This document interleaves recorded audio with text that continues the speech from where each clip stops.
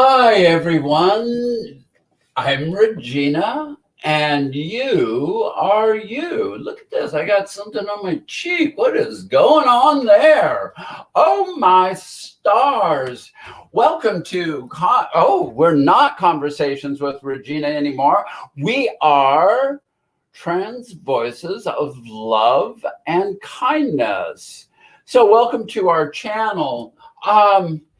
We're brought to you by Ray's Roast Coffee.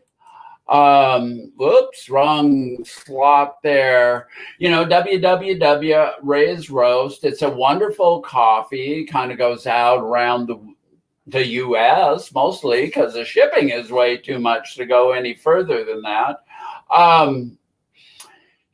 I am the sole proprietor of Ray's Roast, and I roast my coffees weekly. And if you catch me right, you can have coffee in the mail that was roasted the day before.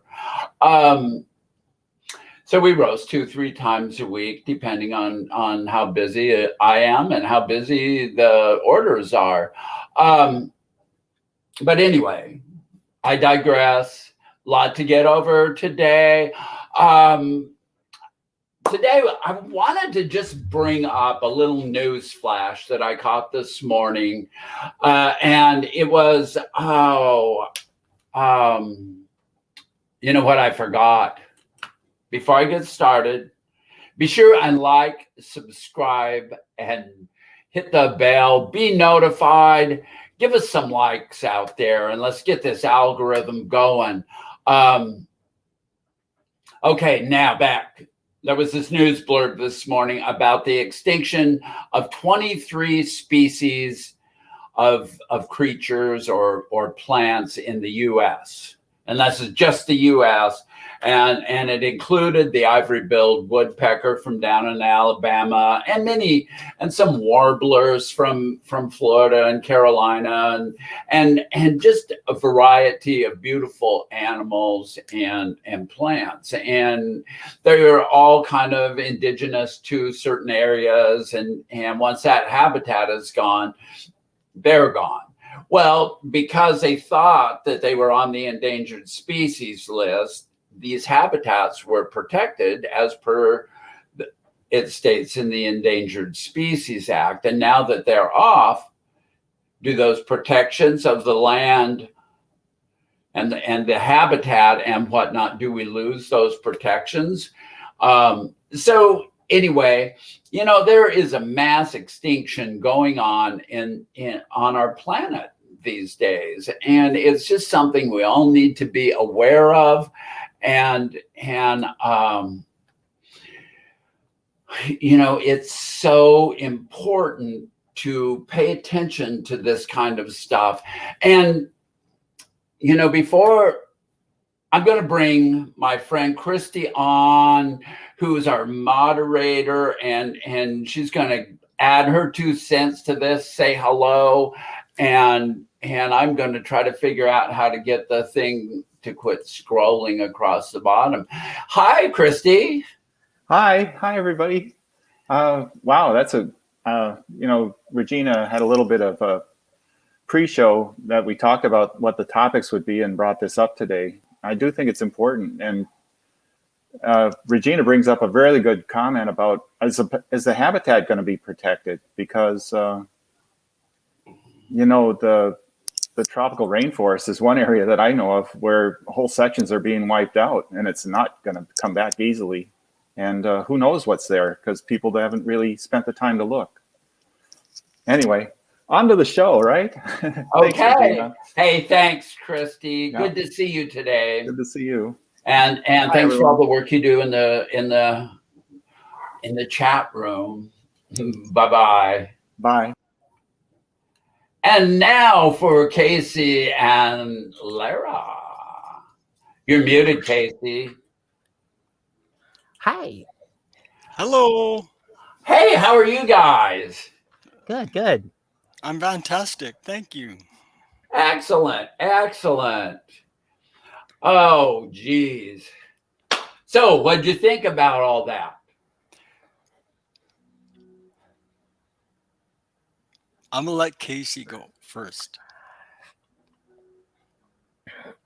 It's it definitely has some ties to our topic today because one of the big issues is the fact that a lot of the times it seems like so few of us really care about the planet we live on. Everyone's heard all the the news things: global warming, polar ice caps, um, um, heat waves, this, that, and the other. But like this is our home, and part of that authentic living comes from also connecting with nature and that around us. Um,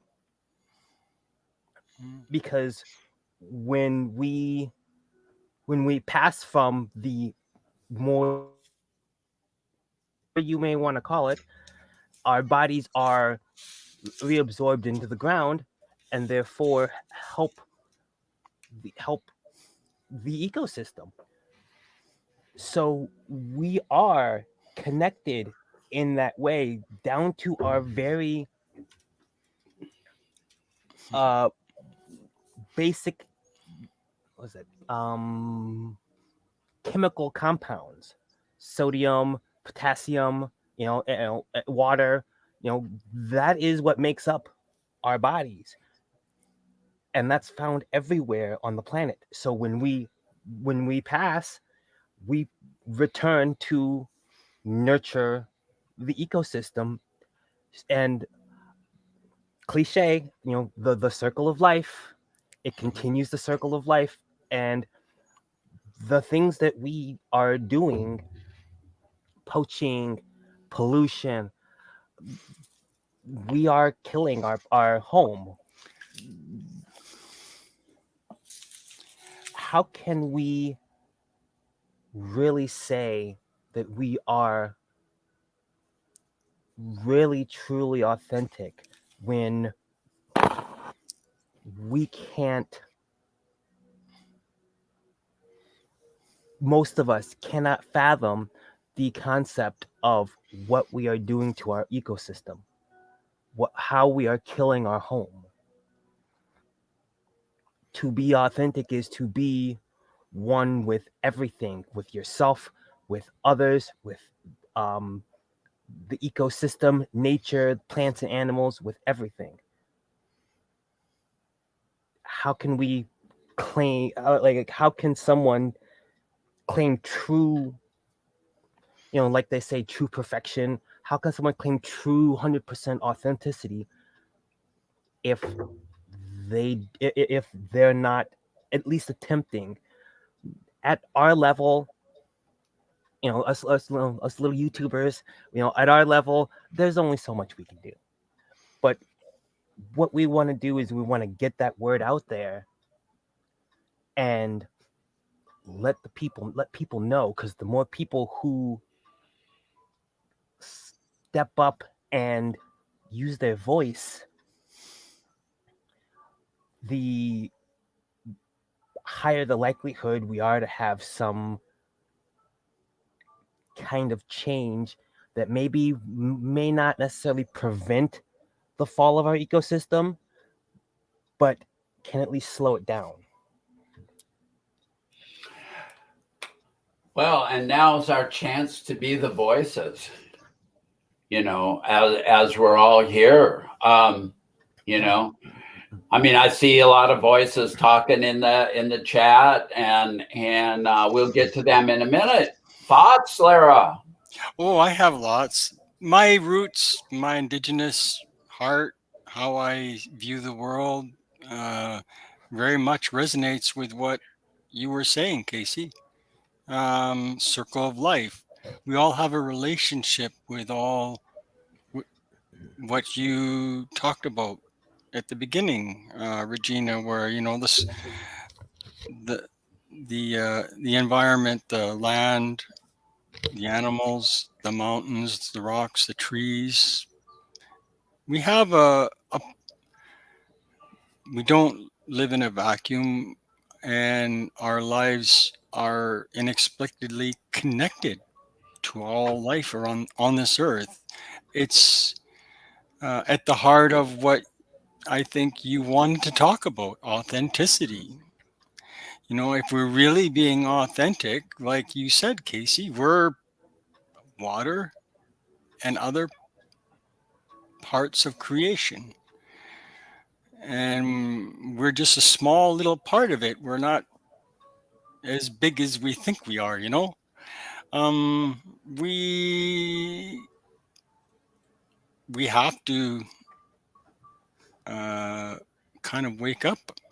We have to wake up and see that we're not the islands of vast knowledge that we think we are, and that there's a lot of interactions that we need to revisit how we are with the world, with the trees, with the swamps, these animals that are, and you know, around the world that are in danger of extinction, that are being pushed to extinction.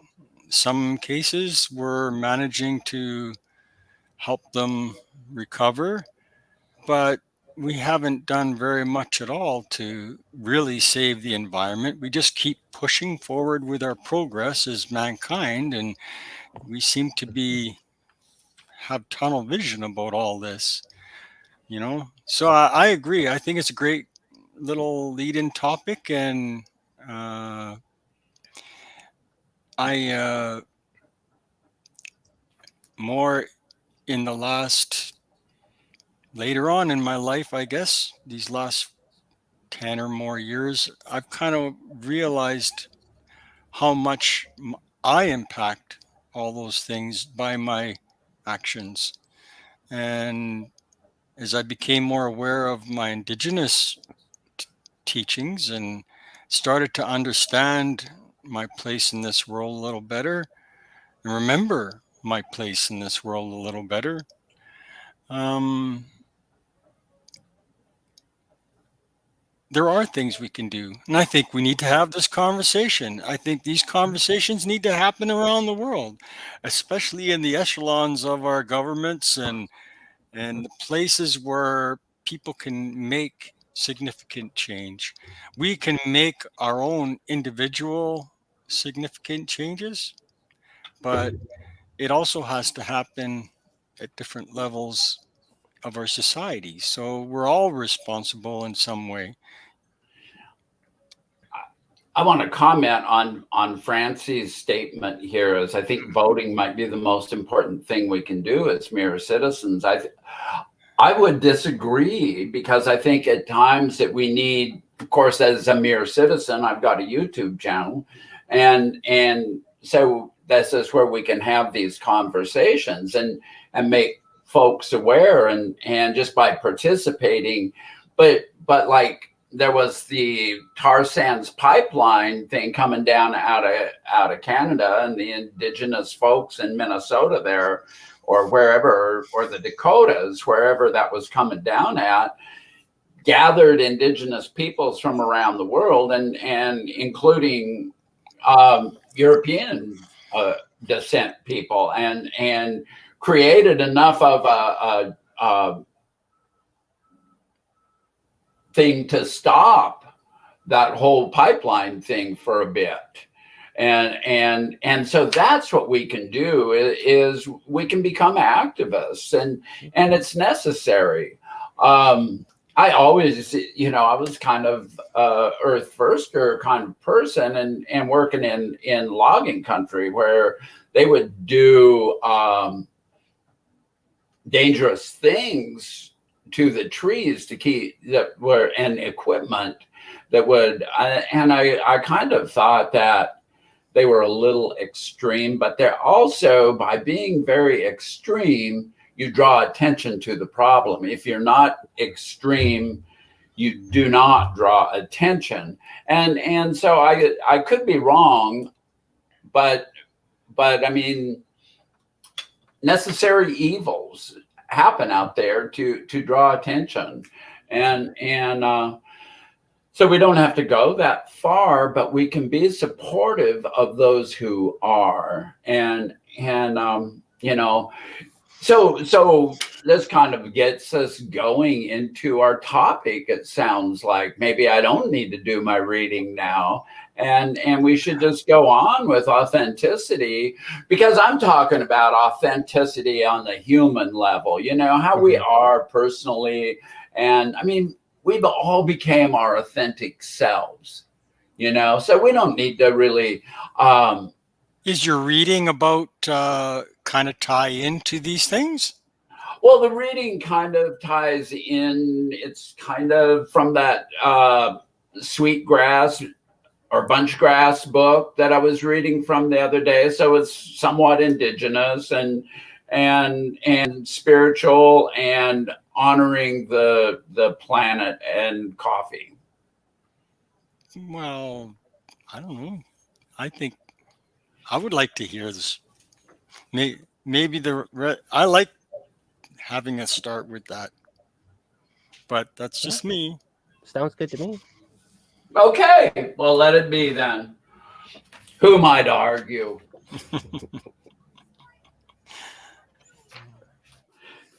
So this is from the Braiding Sweetgrass book that I read from the other day. And this is kind of long, but let's see how it goes. I can picture my father in his red checked wool shirt standing atop the rocks above the lake. When he lifts the coffee pot from the stove, the morning bustle stops. We know without being told that it's time to pay attention. He stands at the edge of camp with the coffee pot in his hands, holding the top in place with a folded pot holder. He pours coffee out on the ground in a thick brown stream. The sunlight catches the flow, striping it amber and brown and black as it falls to the earth and steams in the cool morning air. With his face to the morning sun, he pours and speaks into the stillness. Here's to the gods of Tahawas. The stream runs down over smooth granite to merge with the lake water as clear and brown as the coffee.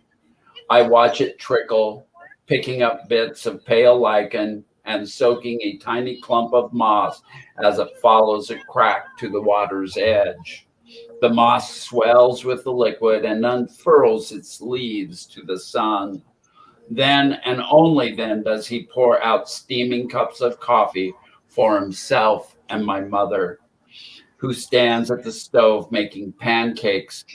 So begins each morning in the North Woods, the woods that come before all else.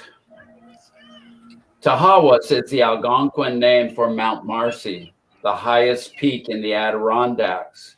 It's called Mount Marcy to commemorate a governor who never set foot on the wild slopes.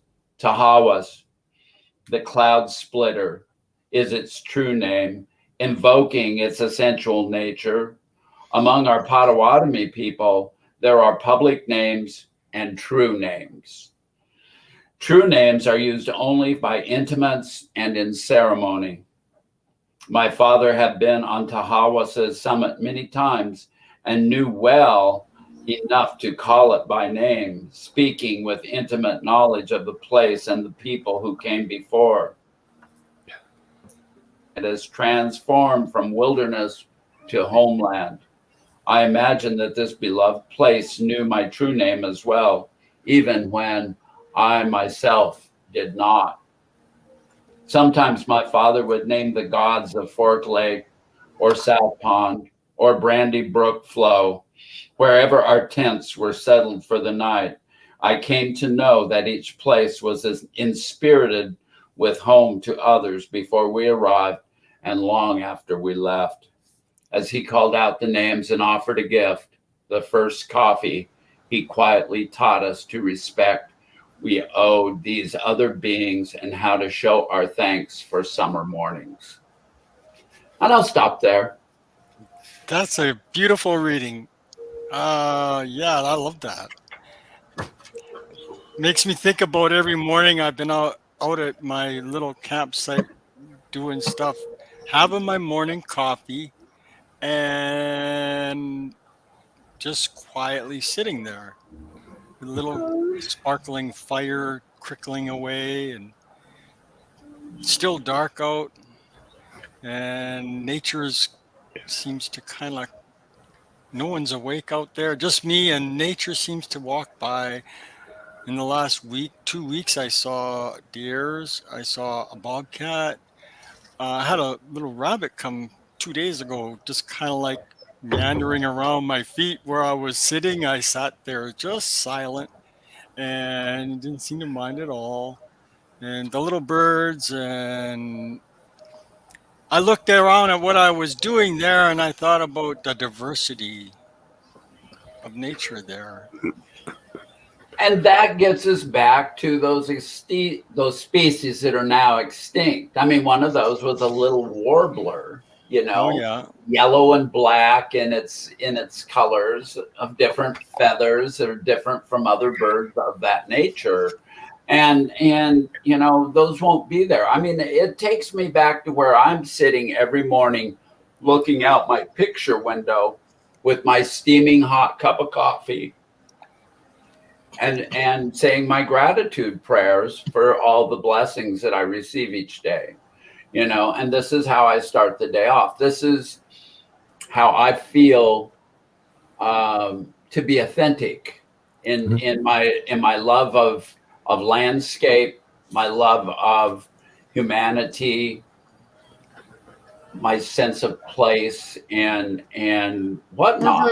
We're very much similar then. I love the mornings. I love the quiet of the morning when it's still dark out and everything's whisper quiet. You can still hear the night air almost. There's a hush in the air. And then things start to wake up. The light comes and you can just see it break the horizon over there. And whether I'm here at home in town or whether I'm out there at our little camp spot or whether I'm out in the wilderness, it's all the same in that, the world's waking. You can watch that. It's peaceful. It's spiritual to me. It's my time, just like you. Absolutely. I love the fact that it is our time there in the morning for a moment of how we spend that moment with gratitude or whatever our spiritual calling is, whether and just take a moment. If we wait and get up at the last minute before we start our bustling busy day, Oh God, yeah. We miss all of that.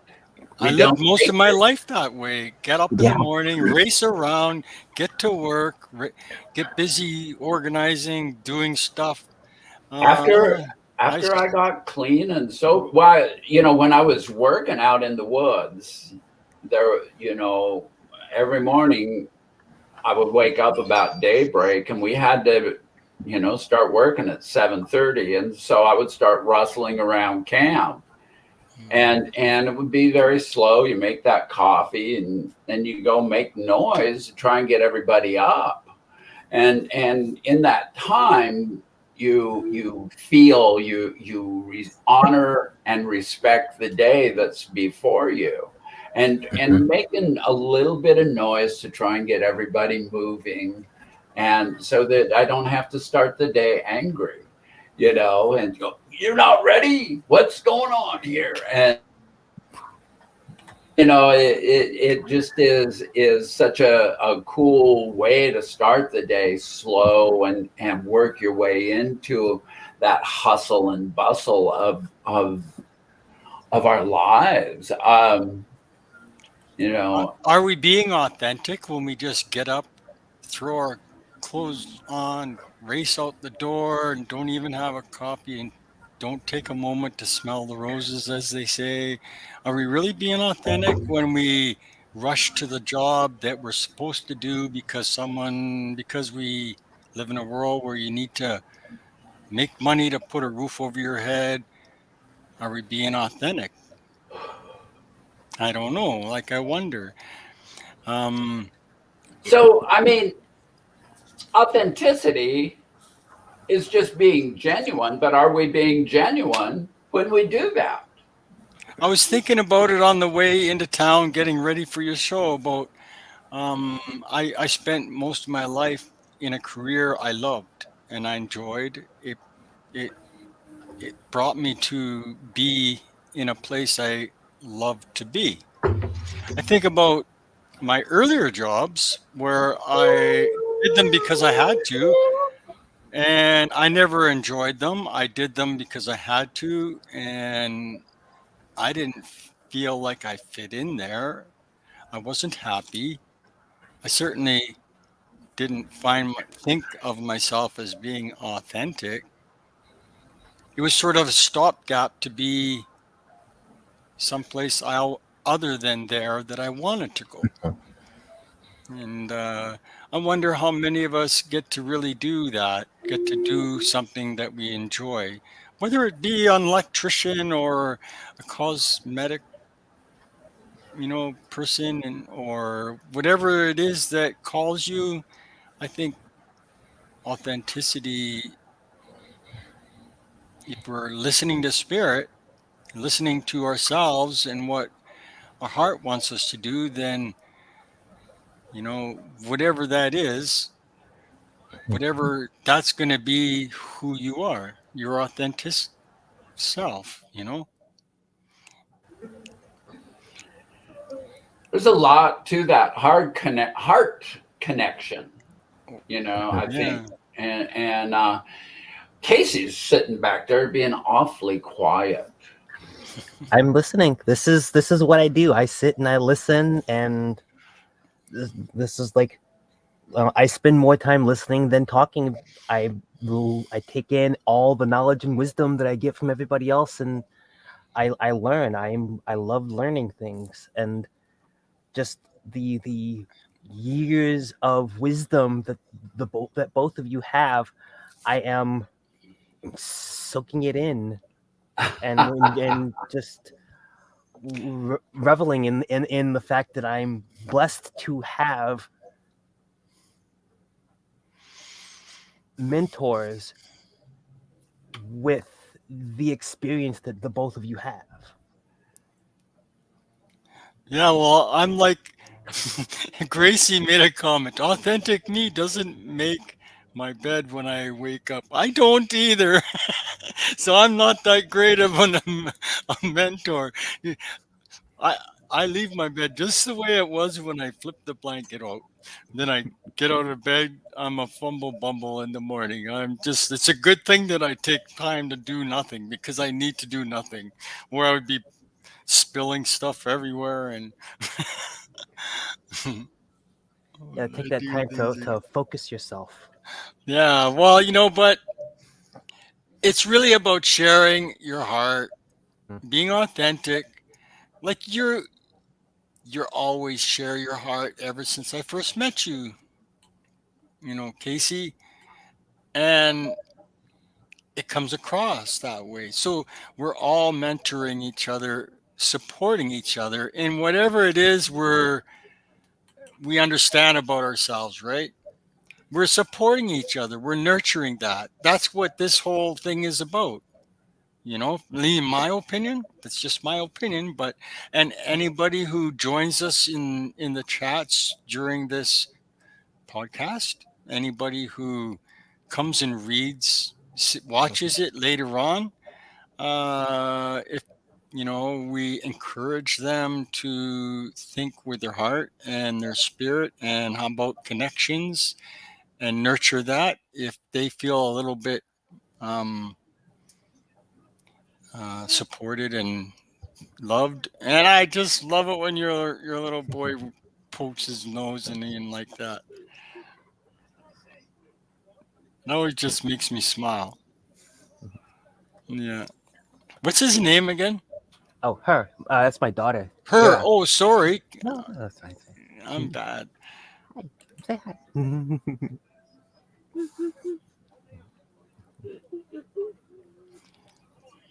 So. Well, this is a good point that Simone brings up is about, privilege to be authentic. And, I don't know, I mean, I sometimes think that the cultural mores of today kind of keep us away from authenticity. So often you'll hear everybody whine, the talk around the coffee in the morning at the office or something will be about how everybody hurried to get to the day.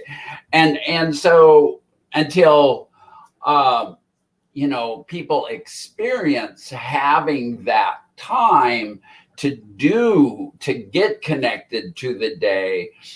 And so I guess what I'm trying to say is that the norm is to hurry into your day, and you don't ever understand what being authentic and welcoming to the day and having that moment of gratitude or whatever you want to call it, to welcome to the blessing of the day. You don't really understand. In our youth, I didn't get it. It took, I was in my 50s before I started to slow down in the morning. A lot of times I would stumble off to hungover and whatnot because I was already late because I drank too long the night before.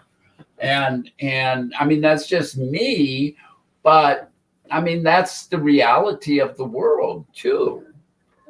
Someone said in the chats early on about being authentic is really about being present, being here right now, not being in the past or the future, but just being here.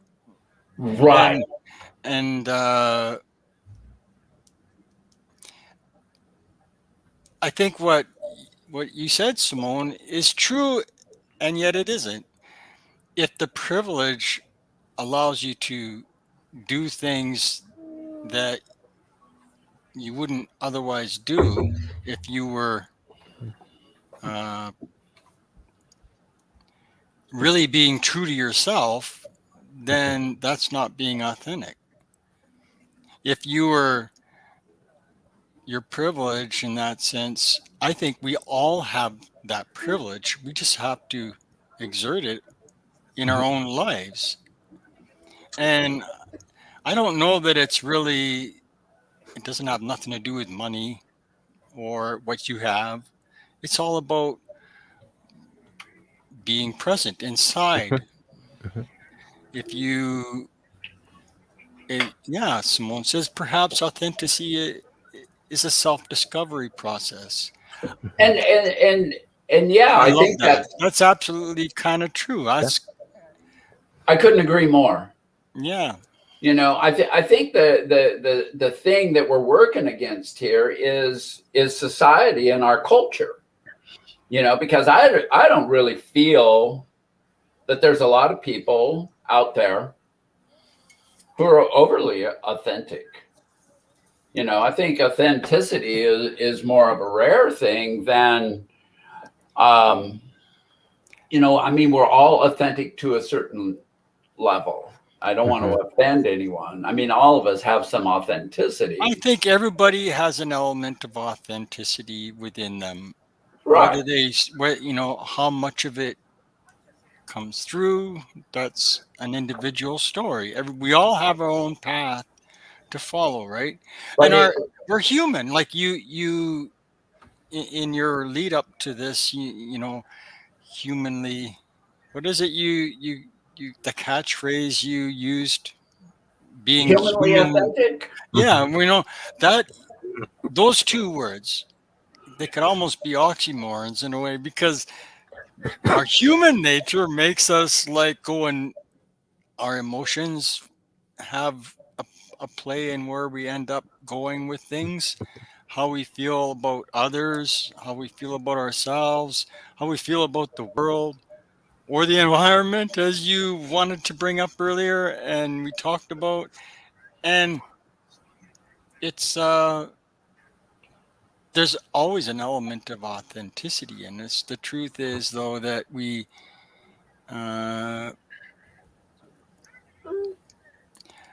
of our authenticity is simply the fact that we are human, and we're going to have so many differing points of view here in this circle of life you referred to, Casey.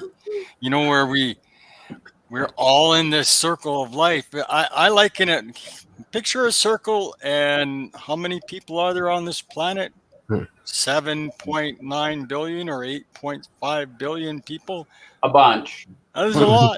Well, every one of them is a little dot in that circle, and the dot, you know, and every one of them is in a place within that circle of life.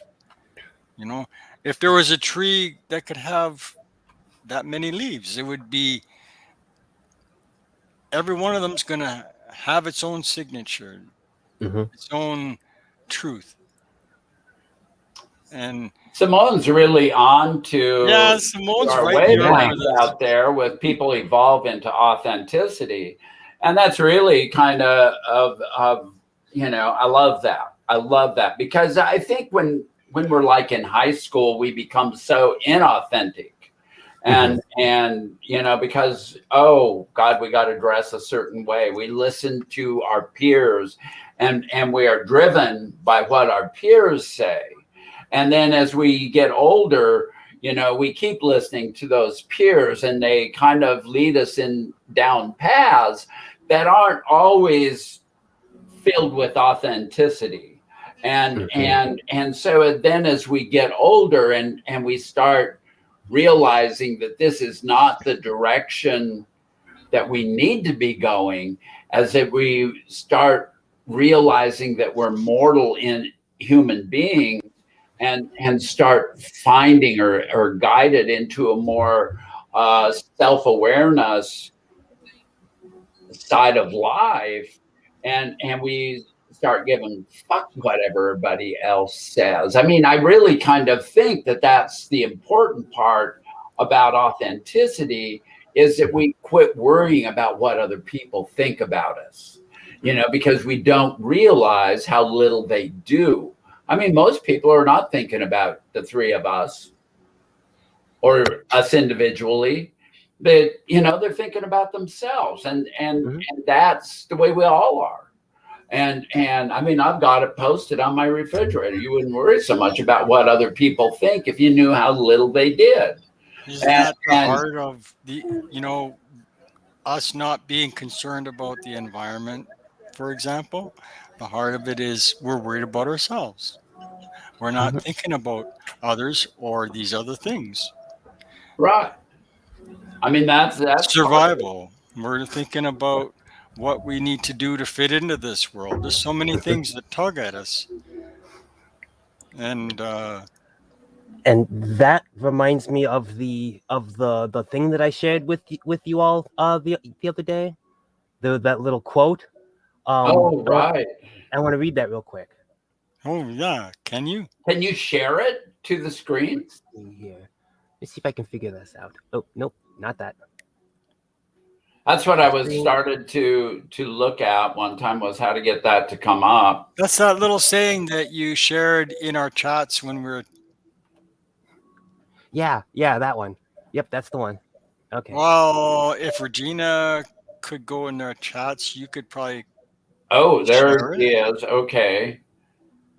If it's. Oh, there. Hey. Yeah, there. I love this. Yes. Finding yourself is not really how it works. You aren't a $10 bill in last winter's coat pocket. You are also not lost. Your true self is right there, buried under cultural conditioning, other people's opinions, and inaccurate conclusions you drew as a kid. They became your beliefs about who you are. Finding yourself is actually returning to yourself, an unlearning, an excavation, a remembering of who you were before the world got its hands on you.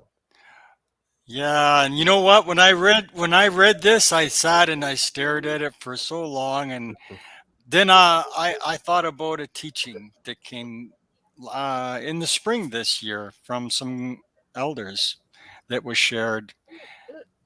The four promises that we're giving, Hmm.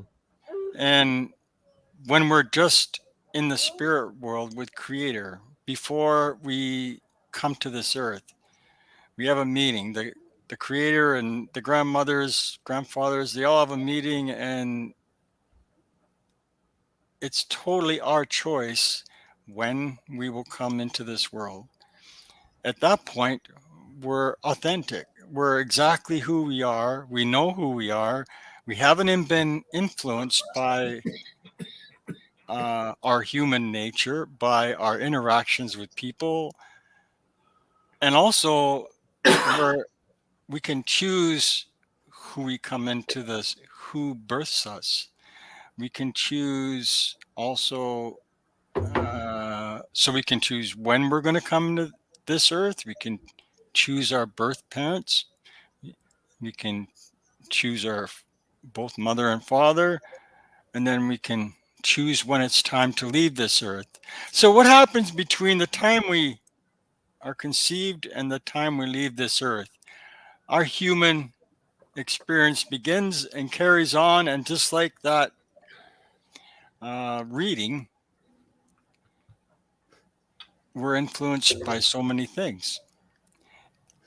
We spend we may have chose when to come into this world, but we immediately start being influenced by starting with our parents, how their life went. They've already experienced some things and had different experiences, good or bad, and we're affected by them. So, just like you, Regina, for me, it's not much different. It's later in life. I feel like I got, I started to find that courage to be a, li- a little more authentic, a little more who I am, and a little less fearful of the repercussions of that. Hmm. And even more so, I found, nobody really cares. For the most part, everybody's busy being themselves, and they just want me to be myself too. And I don't find it so strange anymore. At one point, it was scary as hell to just be myself. I would freeze in fear over the simplest things, but I don't know, somewhere along the way, I stopped letting those things re- stop me from being authentic. I want to comment here on Simone's deal real quick because we can perhaps some people who become their authentic self might not really be a good thing. Question mark. Is a serial killer authentic to who they are and what they do? That's a real interesting question. Absolutely. I thought about this all week after you brought it up. A person, can they be authentic? Uh, in the fact that they're authentically evil or diabolical or mean spirited? I don't know. I mean, maybe. M- Authenticity, are they really being authentic, or are they be reacting to something in their lives that happened to them, and that's their way of dealing with it? Or are they just mentally ill? Hmm? Yeah. Or, I mean, mentally ill isn't necessarily covered in authenticity. No. Well, It's not a genuine thing. if a person is sick, isn't there an authenticity to that? Nature has its way with us, no matter how powerful we think we are. Hmm. Well, I guess she has a scratchy throat and she needs to clear a little bit. But I don't know. What do you think about what Simone shared? Um, because of the fact that everyone has it's each person is like two sides of a coin. Everyone has good and evil in them, and it's where we decide to let that coin lie, which side we let face up, is part of the finding yourself. I agree. You can't be both. You can't be one or the other. We are all of the good and the bad, a balance of it, if we're really truly being authentic, because we can't deny the experience, the human experience of pain and suffering. You know, if you're in a forest fire and you get burned, that hurts. It has an impact on you.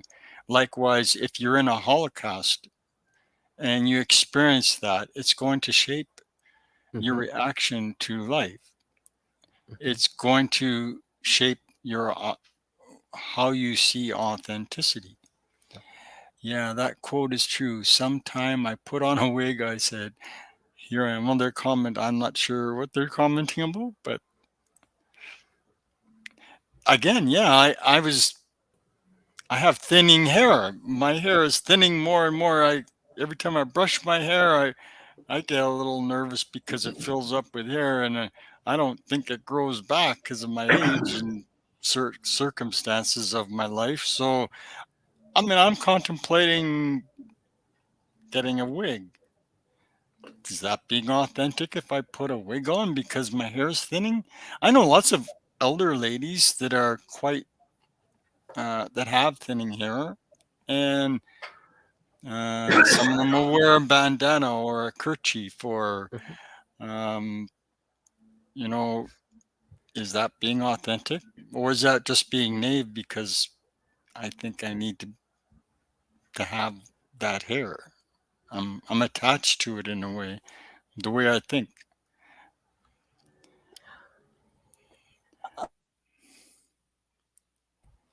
I like this comment here. Or is the serial killer on some kind of artificial higher far beyond understanding themselves and their impact to others?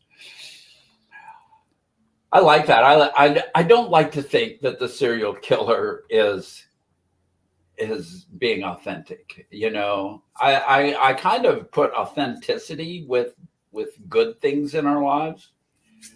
You know, the more spiritual, the more I was asked by beneficial.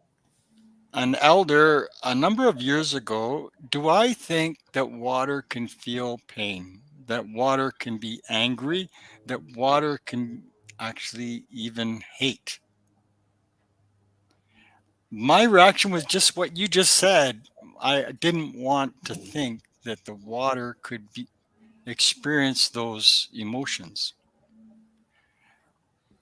Kind of like I later on discovered science showed me, they studied water. If you uh, expose water to love and hate, anger, and different kinds of emotions, and even words from people who express those things, water responds in kind. Is water being authentic? Water is just water. But then again, water seems to be alive. And of course, that's what the scientists are kind of suggesting, almost in a human way. The Well, serial killer, that's their experience. So that's their authenticity in this moment. Maybe that's more true. We just don't like or want that to be true. based on where they've come so far in their life. Yeah. That Like you makes could sense. trace childhood traumas Mhm. to adult events and actions that are extremely horrible. There's usually a point where things started. Well, they've also traced mental illness to chemical imbalances too, and whatnot. I don't want this to devolve into like talking about mental illness and whatnot, because that's something I know nothing about. Hmm. And I'm not so sure I know how much about authenticity either. And so I mean, for us to argue that, or talk about the finer points of our authenticity, about the serial killer not having had that serial killer experience, thankfully, it's hard to talk about that, or having never met a serial killer or any of those things. Do you think that it is our genuine self to be able to go and have war? It kind of looks like it is, But assumes there's but a is right that side and a a wrong quality side that we there. want to encourage in humanity? The thing is I'm looking to talk about the things that's going to make this a better place, and where we're giving credence to the planet that we live on, and well, back in the day, 2,000-3,000 years ago, villages would attack one another. That was human nature, but humans are not always doing the right thing. So at what point do we go there? I mean, we need to be better than that. What are you guys laughing at? No, I'm just laughing because I Some read comments. I quickly read a couple of comments, but I know this is not like talking about the serial killer and whether they're authentic. It kind of gets away from the point. Humanly authentic is a balance of those, what's good and what's not so good about us. And whether the warring tribes of North America be pre-colonization, those things existed. And we often are sidetracked by our basic instincts and our needs, and we don't always see eye to eye. But being authentic involves, I think, learning and realizing that we need to embrace those differences. It's actually a special gift that the four of us, the three of us here with Casey, are in this little podcast, very different, each of us, from different walks of life, from different, parts of the globe, North America here, that we are able to give space to each other and allow that authenticity. I can't say the word now, authenticity to shine, and everyone in the chats looks like they're having a lively conversation, amazing conversations. And I can't read the chats while we're talking because I want to devote my attention to whatever we're talking about here. Well, you read for a second, and I want to talk about this one chat right here that I found from Francie. Is we are all authentically pure love. Aberrations from that are illness, disorders, and I could not agree with that more. Cha-ching! I agree with you, Francie, 100%. That's the my teachers. The books that I read about being me. talk about us as loving awareness. We are loving awareness. And that's all we are. And everything else is just an aberration of our culture of these who become powerful and rule us. And so I do not consider them to be authentic. And because all we really are is just loving awareness. And when we start sliding away from that in whatever level, we start losing a grip on humanity, on our humanness, and on our spirituality or spiritualness.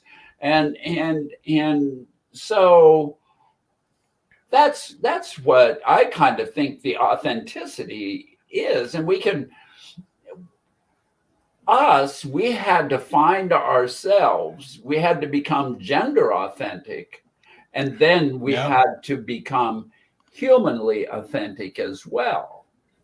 That's kind of like the whole point of what I'm trying to talk about is that becoming humanly authentic. The teachers, we all have different spiritual teachers, or we believe different things, or we believe nothing, but here we are trying, some crazy bitch out there thinks that it's it's not cool to be a crazy bitch out there, in my opinion, but they might think that they're being authentic. I kind of have a problem with that. And but I don't know, I don't know. And so, that's why I want to talk about, I always kind of think that if we act in a loving way towards other people, if we act in a kind way towards other people, to me, that's as close to authenticity as I can get. And and for me to be able to do that, I need to have these spiritual practices. And for me, that involves being grateful for my day every morning, to have that cup of coffee and sit there and consciously be aware of the gratitude that I have for the life that I lead, for my backyard, for the squirrel, for the birds that I got the binoculars right there to watch. There's all these wonderful things that happen right here in my backyard. That's 1 block from downtown. And that's a wonderful thing. And those are things to be grateful for. The person who's on a rant and that has a big following and a lot of like-minded people listening, and that might look like authenticity on a certain level. But when it comes to the heart, when you, like you say, Regina, at least I kind of feel sort of the same, that if I walk each moment of the day mindful of being kind to those around me, to the land, to the animals, to everything, not just other people. I allow that person to be crazy the way she is, and I'm okay with it. It doesn't mean that I'm going to be there with that person. I might not agree with it.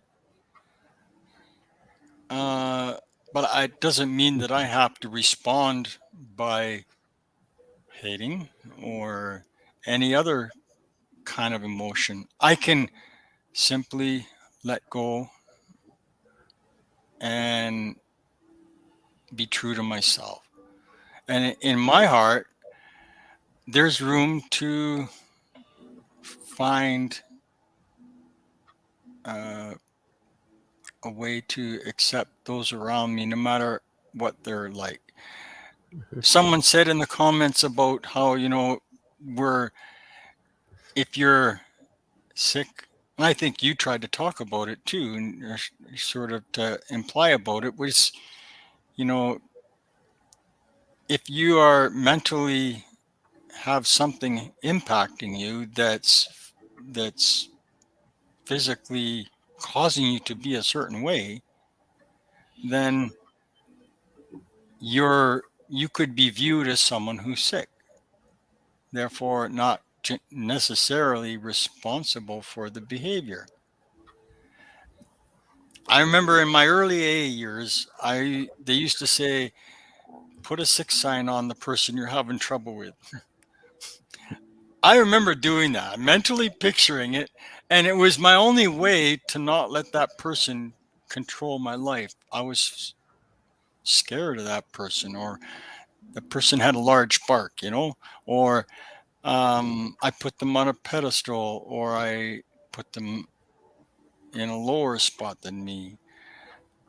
But when I put a sick sign on the ones I had the most trouble with, what I found was they became human.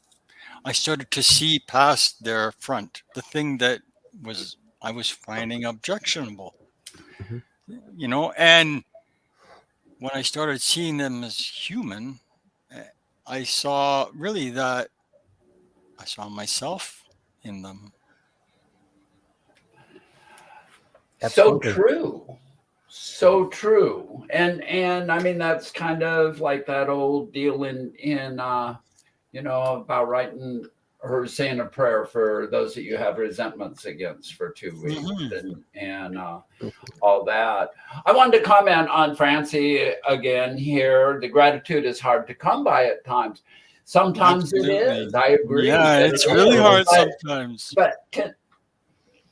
But I have found that when I'm depressed or something, when I start looking for Mm, things to be grateful for, they're always might there. be down to just a sunny day. It might be to the fact that I've got a roof over my head or I've Mhm. got food in my refrigerator. We can all pretty much start someplace. Some days at this age, I'm grateful to still be alive, that Grateful I can for just stand having up a and breath. my heart is still working.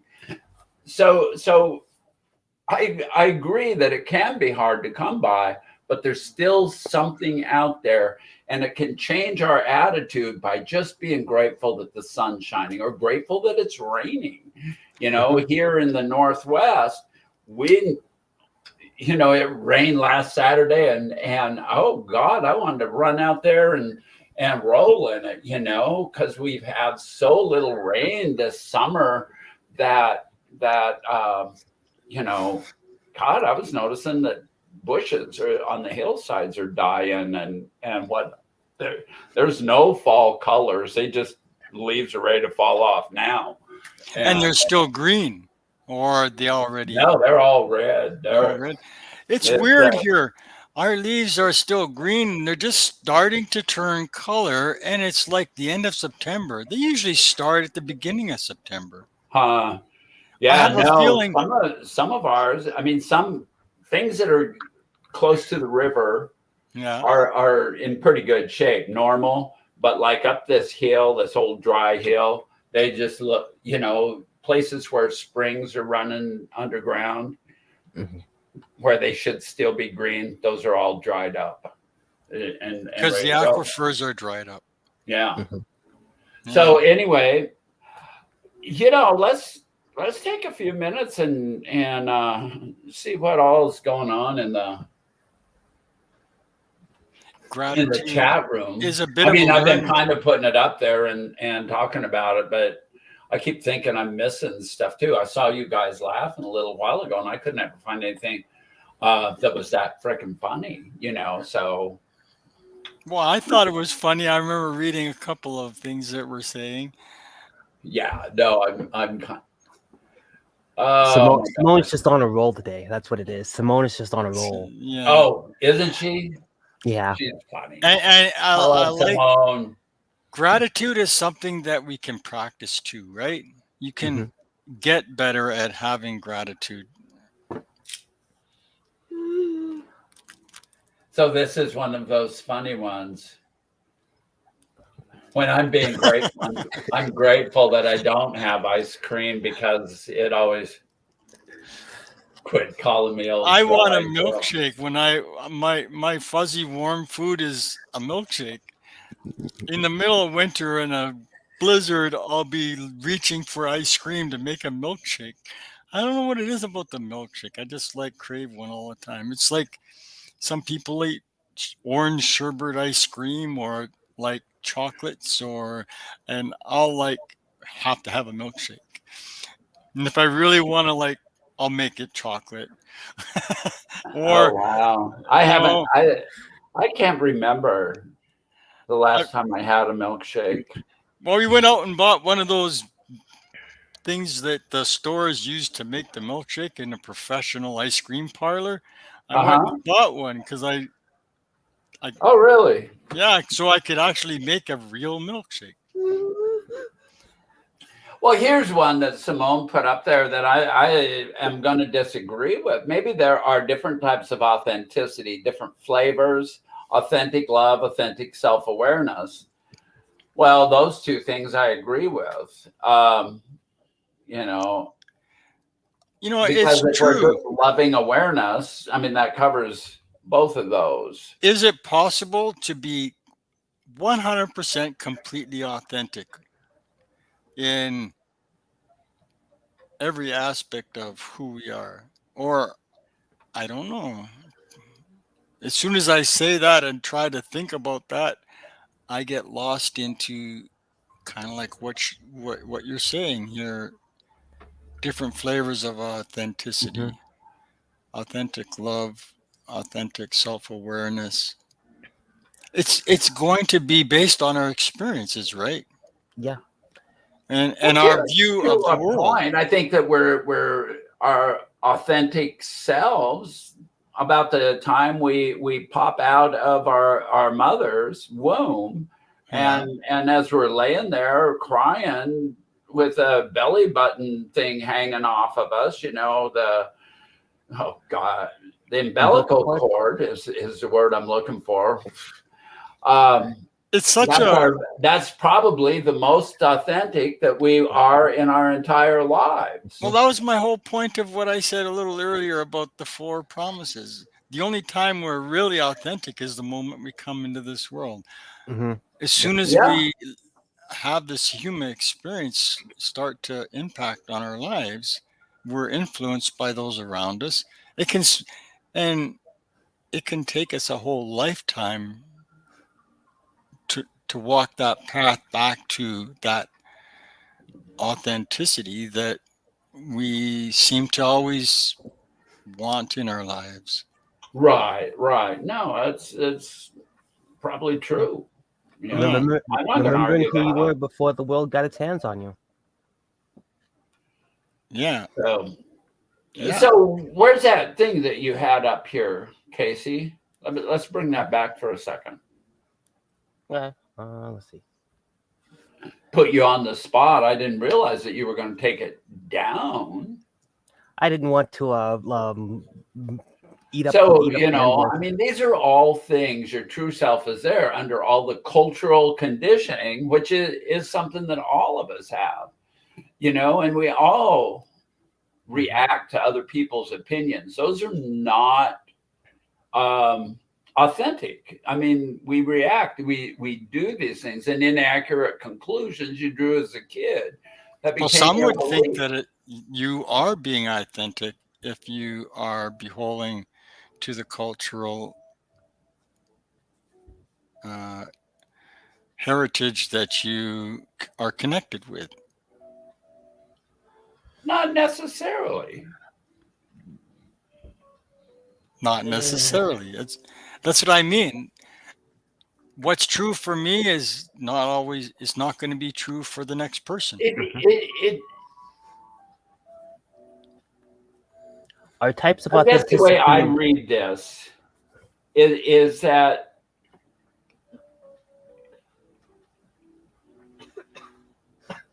you go through these cultural things,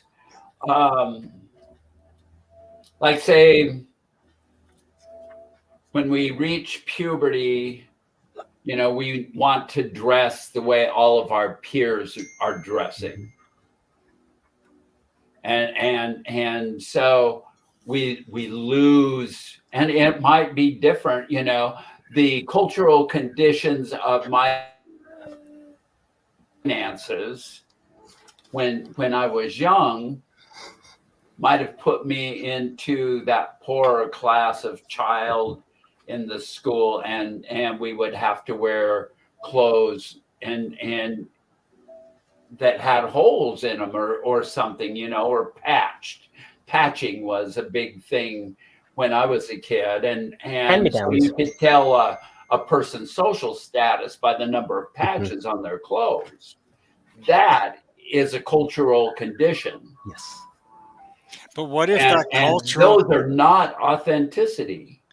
That has nothing to do with authenticity. You're right.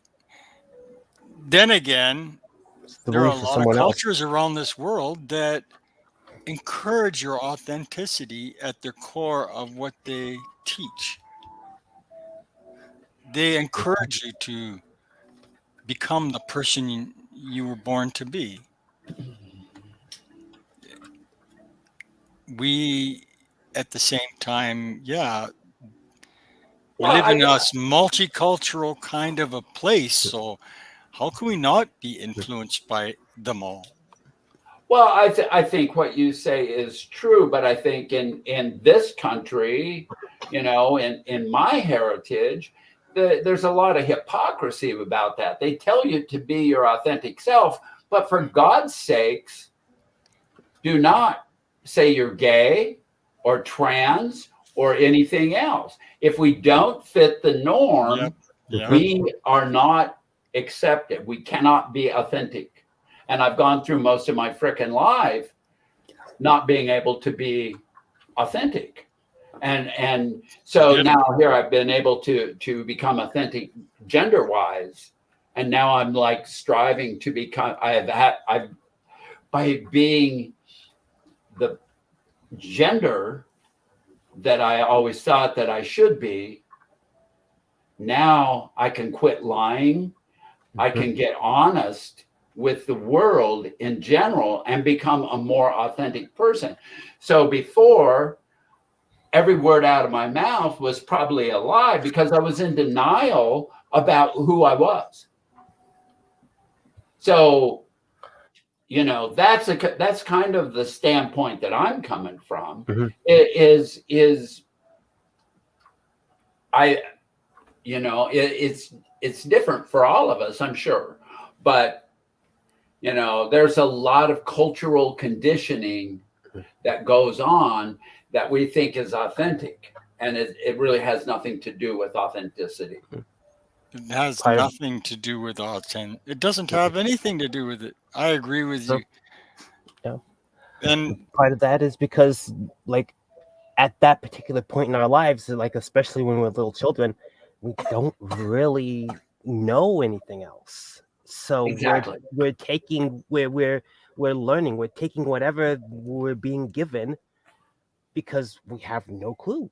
Like we have empty hard drives and we're trying to fill them up. And unfortunately, when we get the wrong influences, the cultural conditioning based, and that cultural conditioning is based on the beliefs of others and what based on the societal norms that have been created. So the conditioning that we are that's introduced to us is all we know, and it takes getting to a point in life where, regardless of what age that may be at, it takes getting to a certain point in life where you have to find yourself, to the unlearning of the cultural conditioning, remembering who you were before. It's you basically have to backtrack yourself, and it's like a giant pile of socks, and you're looking for a particular pair of socks, but there's just piles and piles of socks, and you have to sort through them. And up, the sock's got holes in it. This sock's been bleached. You have to pick through all of the bad that was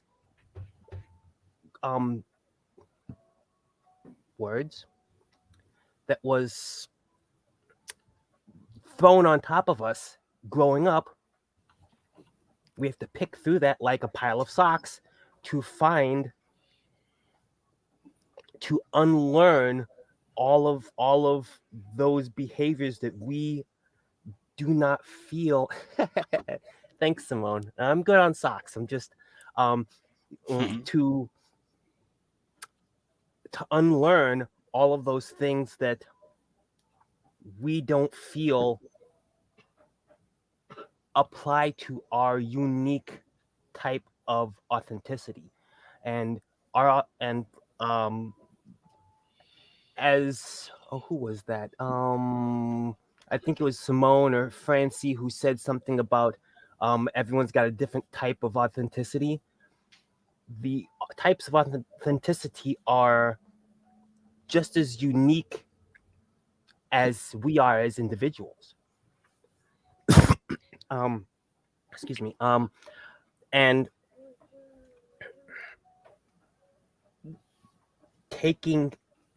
finding the ability to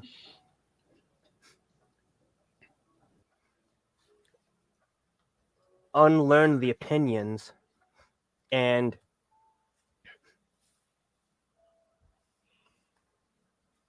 be yourself.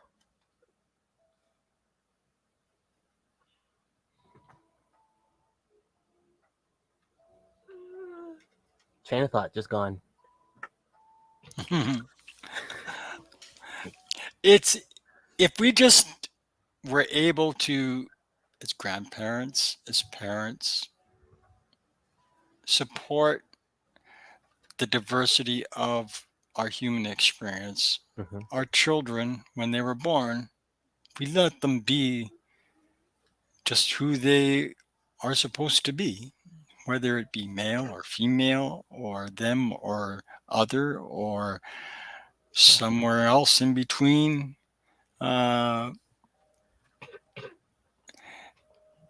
It's I think Simone said in North American indigenous culture,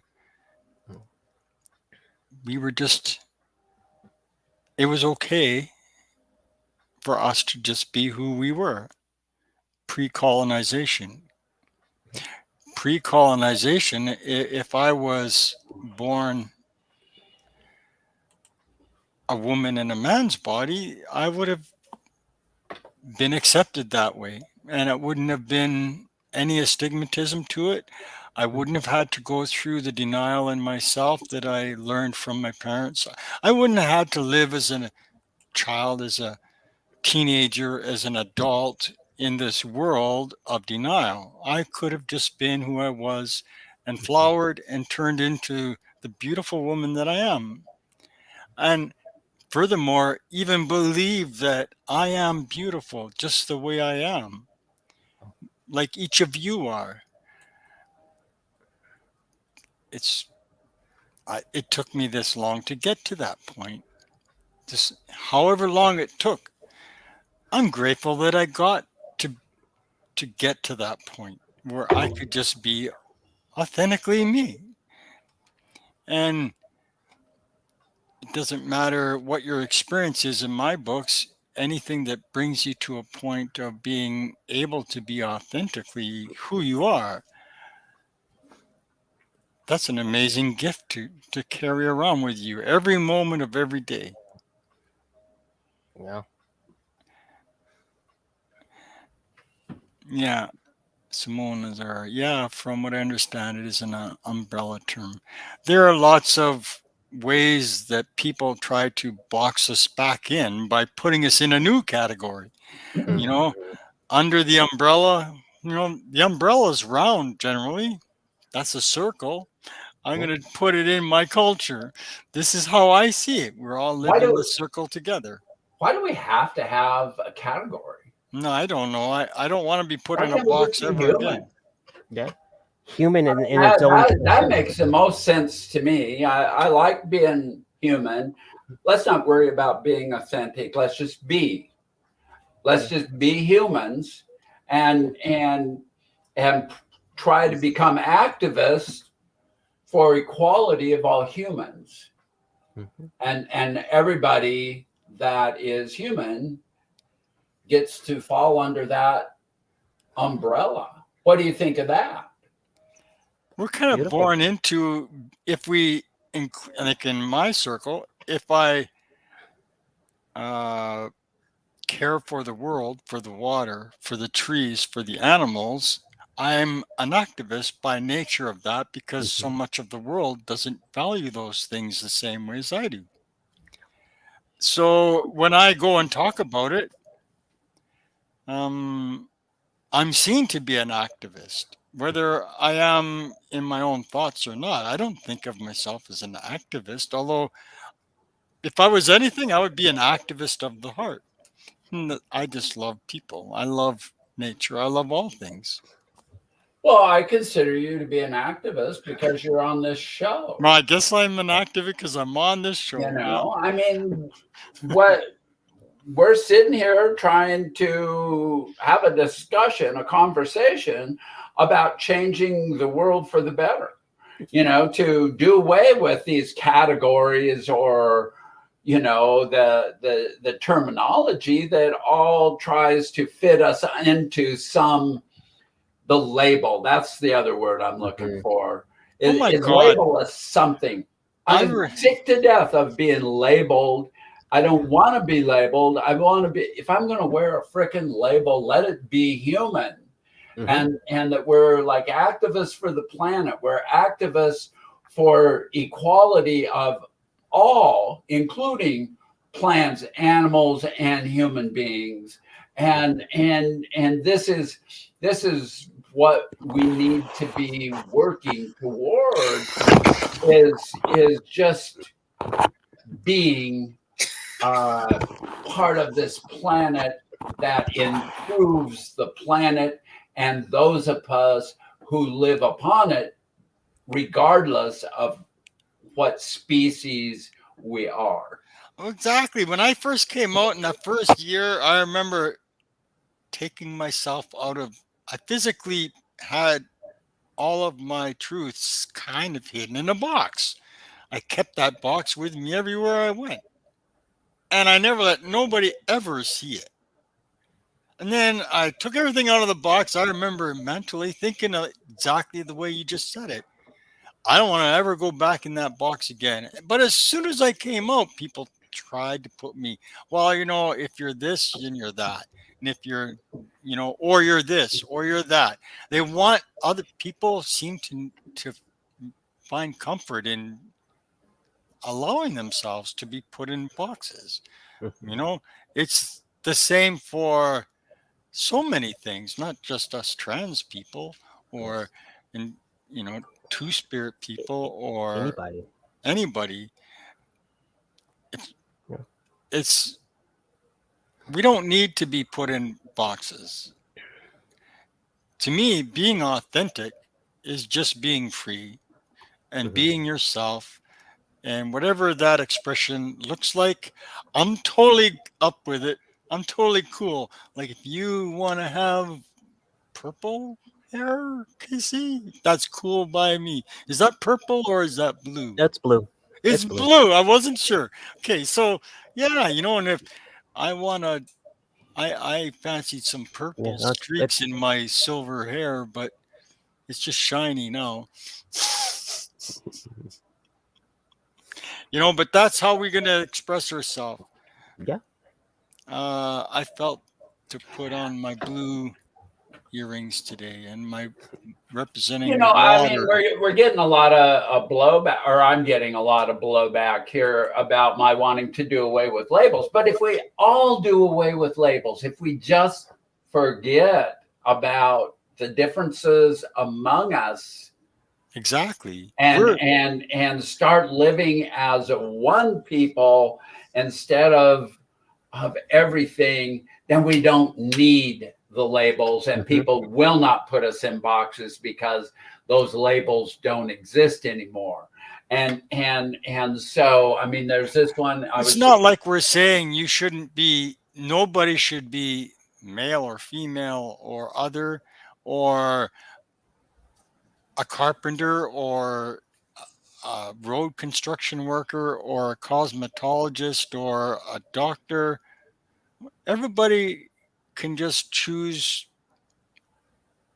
and we should accept in that case whatever your truth So is. unfortunately, categories are devised so that we will not be Discriminated categories. The against. main society will try to make me fit into their lifestyle.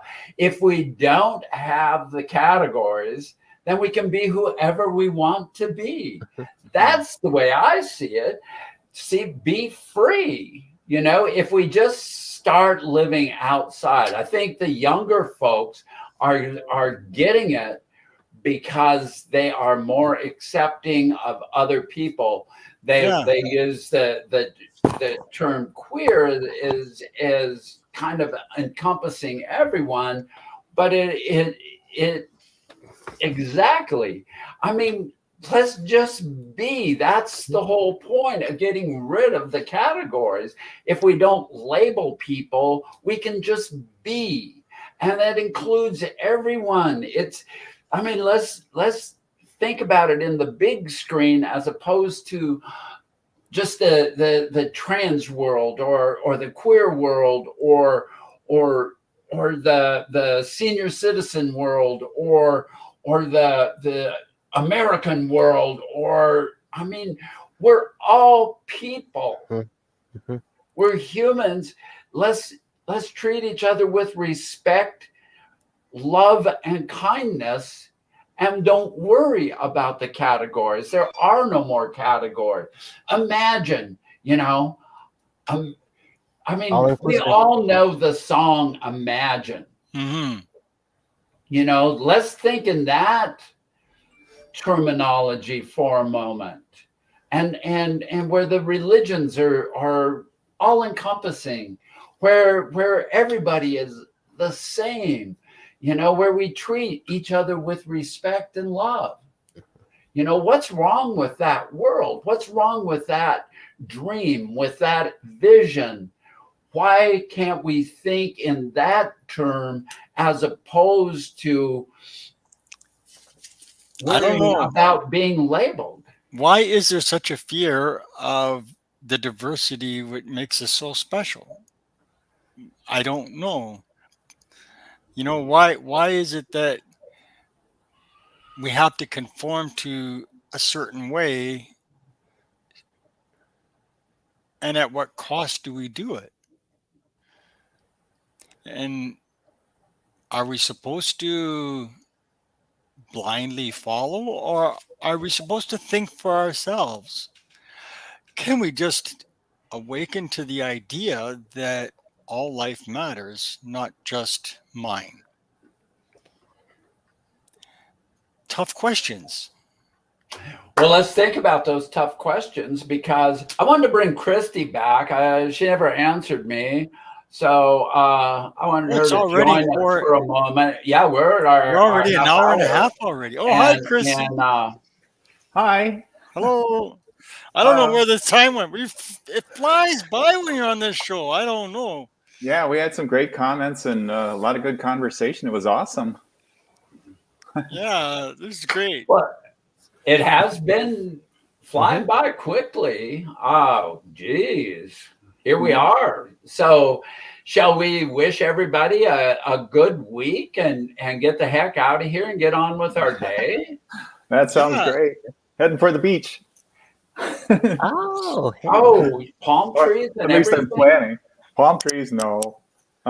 Probably The- 60-degree water, but God, is it still that warm there now? 60 Uh, degree water? I think it's, well, it depends, if the sun's hitting it and stuff, but yeah, probably about that temperature. Huh. Interesting. Lake Michigan. I Mhm. suppose a big body of water like that keeps its surface heat pretty good. Well, it gets where the warm water will drop and the cold water will come to the top about this time of year someplace. Well, if the wind's blowing, that kind of changes the scenario, and it's shallower along the shoreline, so that is a factor as well, I think. They say the water flips in the fall. Right. Like the hot water that's been up above kind of just go, it gets cold, Yeah, and it gets heavier than and it just, there's a word that is called, and I'm trying to think of it, but I can't, since I didn't work with lakes and Thermal inversion? thermal inversion. well, it's very similar to that, but that's not the right word. It's just I don't know that we solved or answered any questions about our topic, but it was great talking about it and just allowing ourselves to open up to it. I don't think that we can solve any problems. I mean, we're nobody, Well, and we that's can. what I strive to be, is nobody. And that's cool. That's a good thing. I think we you're can. someone. I think you're awesome, and I love you. I love all of you here. I love everybody. Well, that I love you guys commented. too, and I love everybody in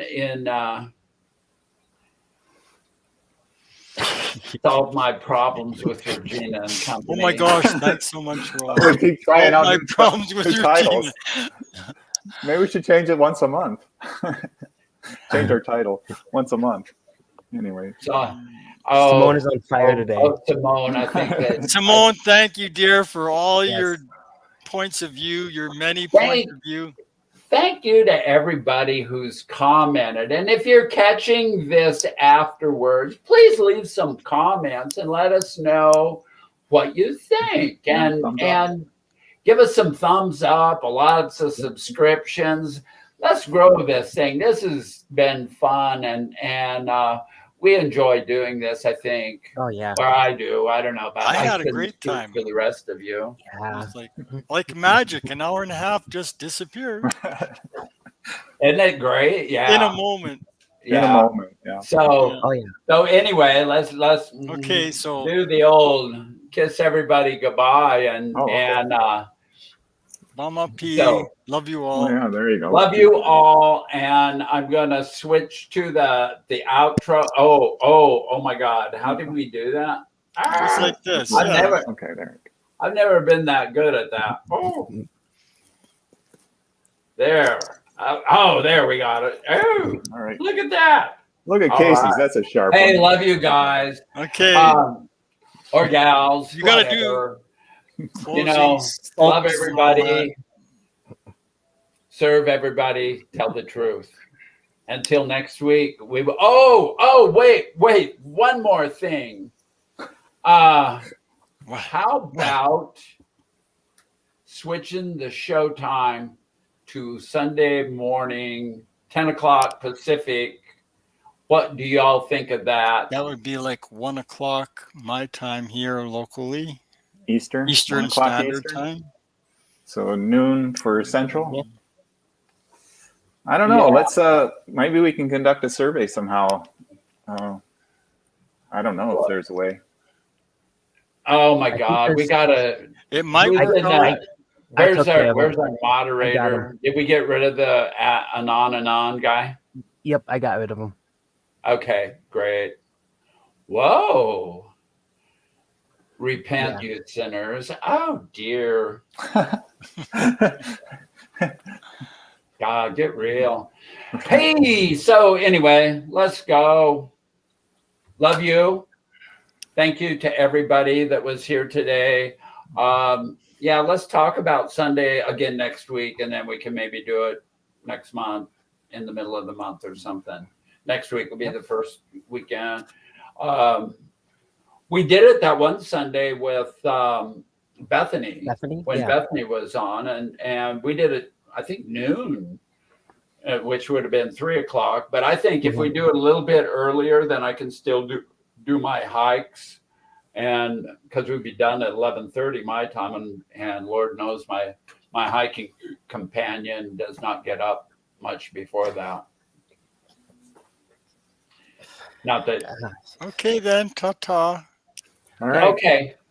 Hey, Sounds like we're bye-bye, signing everyone. off. Bye, everyone. Thanks Have for a being good here. week, and we'll see you next Wednesday. Don't forget to love each other. Yeah, love each Oh. other. There you go. Namaste, everyone. Yes.